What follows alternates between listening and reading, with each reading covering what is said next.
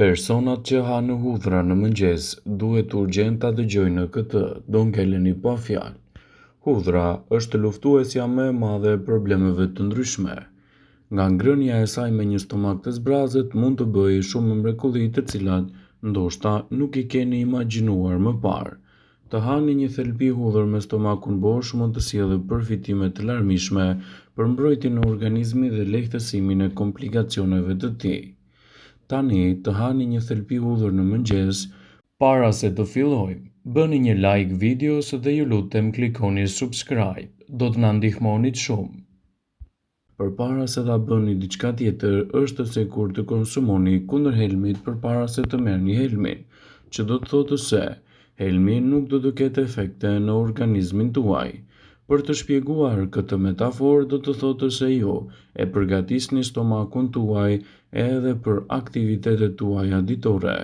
Për shkak se hudhra është një antibiotik i fuqishëm dhe një antioksidant i madh, ajo e mbron stomakun tuaj nga infeksione dhe komplikacione të ndryshme. Kështu që ajo çfarë hudhra mund të bëjë në trupin tuaj është e larmishme për mbrojtjen e organizmit dhe lehtësimin e komplikacioneve të tij. Shtimi i hudhrave në dietën tuaj do të rregullojë shtypjen e gjakut. Kjo është mënyra më e mirë për të mbajtur nën kontroll shtypjen e gjakut. Hudhra ka aftësinë për të ulur edhe shtypjen e lartë pa pasur nevojë të merrni ilaçe të tjera. Shtimi i hudhrave në vaktet tuaja ditore do të luftojë gjithashtu edhe problemet e inflamacionit. Inflamacioni pa marrë parasysh se i cili do lloj është, mund të parandalohet dhe të lehtësohet me shtimin e hudhrave në dietën tuaj.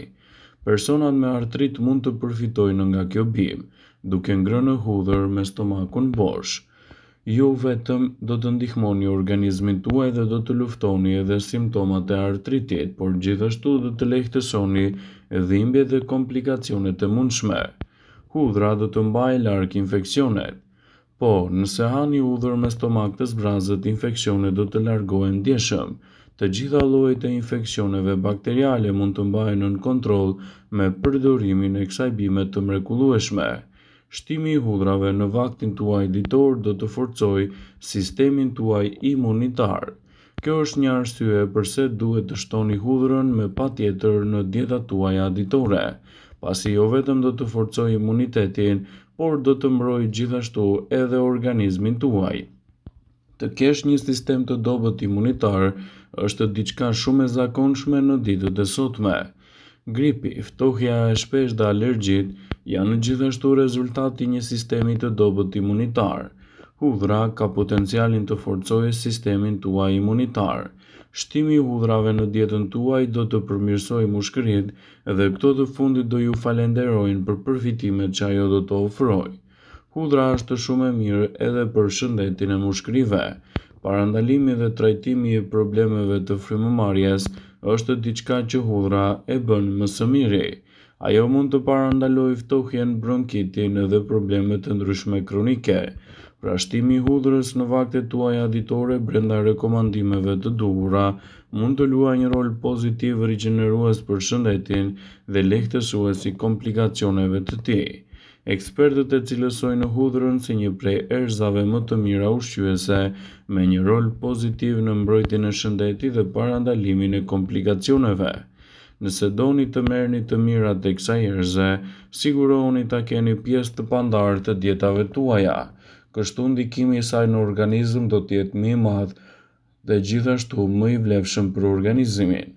Allium stavium, e njohur ndryshe si hudhra, është një bimë barishtore njëvjeçare me kërcellë dhe me gjethësi të preshit, që bën në tokë një kokë me thelbi të bashkuar që ka erë të fortë dhe të djegë dhe përdoret si ushqim ose si bimë mjekësore. Hudhra është një prej produkteve më të pasura me vitamina. Karbohidrate, vitaminën C, hudhra e thatë përmbaret 58% insulin. 1 kg hudhra do të ofrojë 1300 kalori. Ajo është e pasur gjithashtu edhe me kriprat e kalciumit, jodit dhe sqyfurit. Vlerat që do të merrni nga hudhra do të luajë një rol pozitiv në rigjenerimin e shëndetit dhe lehtësimin e komplikacioneve të tij. Nëse doni të përfitoni në maksimum prej vlerave të saj, siguroni që hudhrën ta keni pjesë të dietave tuaja. Gjithashtu, përdorimi i hudhrës ka vlera të pakrahasueshme në uljen e kolesterolit. Një studim i ardhur nga SBA-ku eksperimentuan 45 burra që kishin vlera të larta të kolesterolit dhe që përdorin çdo ditë 6 elpi hudhër, u pa se vlerat e yndyrës në gjakun e tyre ulën me 58%.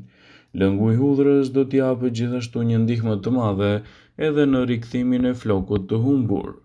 Pasi bëhet shtypja e mirë e hudhrës me lëngun e përfituar, mund të bëhet një masazh për 3 minuta dhe vendi ku ka rënë floku mbahet ashtu për të paktën 30 minuta dhe më pas lahet mirë, derisa të largohet kështu aroma e fortë që hudhra do të lëshojë në organizmin tuaj.